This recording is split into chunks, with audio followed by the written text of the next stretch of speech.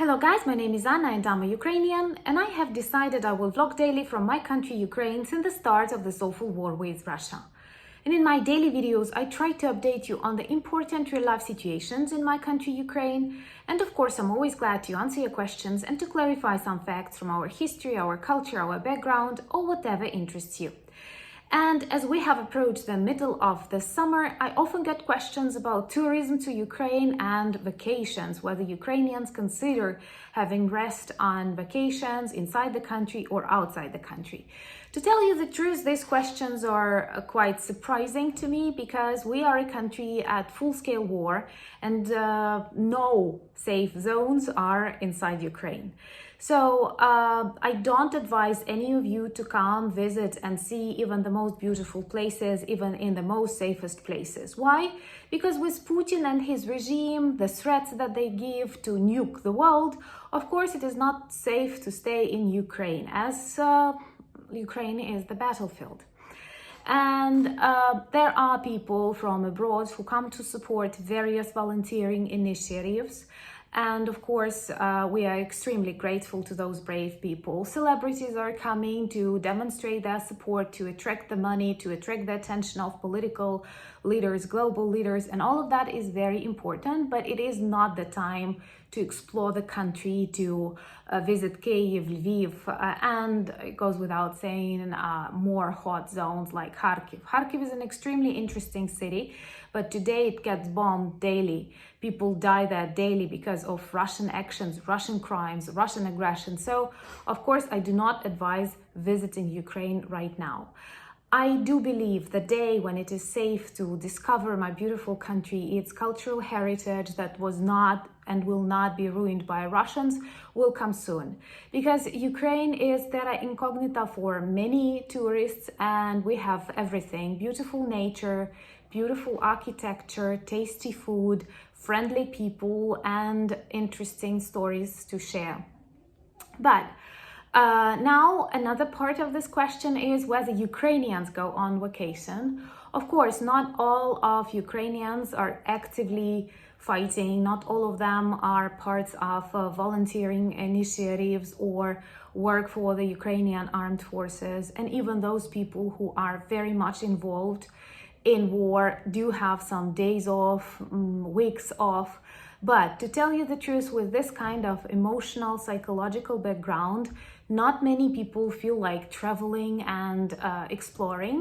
Once again, typically people try to stay close to those locations where they live or their relatives, or come and visit their families, because many families are separated. For example, men are working in the Ukrainian armed forces or stay in more dangerous zones, and women are in semi-safe zones of Ukraine or somewhere abroad. Concerning the trips to traditional Ukrainian destinations abroad, and Ukrainians love traveling to Turkey, Egypt, Italy, Croatia, Montenegro, I think Hungary, Poland. These are just like top destinations that come to my mind. So I don't see that many people travel because, first of all, it's not so easy to cross the border. And for example, males that are suitable for military service, they are not allowed to cross the border. And also, people do not want, it's not that easy to cross the border. You need lots of documents. You don't want to take the time of custom officers and I don't know, lots of important things and important people travel across the border.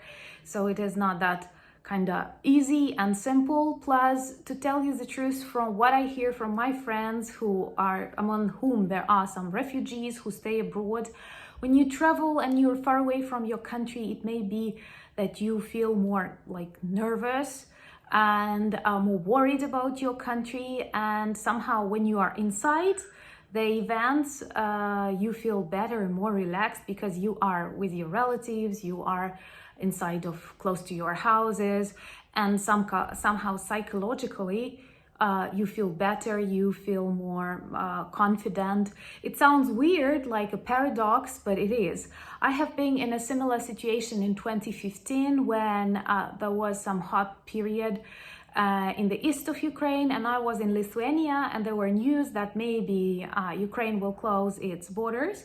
And I was extremely worried that I won't be able to get in time inside of my country, join my family before the borders are closed.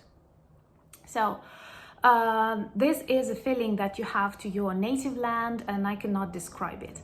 But of course, many people have 1, 2, 3 day trips to close locations, to sunbathe, to swim, I don't know, to eat something tasty, to discover something interesting. And in general, it is also useful because war teaches you one very important thing, that every day can be your last day. Actually, this is the truth in general about the world, and nobody knows what can happen. We have to value life, and there are lots of unpredictable things going on around us. But war makes it more like obvious, more real, and you start valuing every minute. That's why drinking coffee, reading a book, watching a film, buying something can give you additional emotions, something that you did not feel before the start of the war. Like you feel your life sharper. So these are just my personal observations about tourism to Ukraine, and I do hope the day when it's safe to come and see my beautiful country will come soon.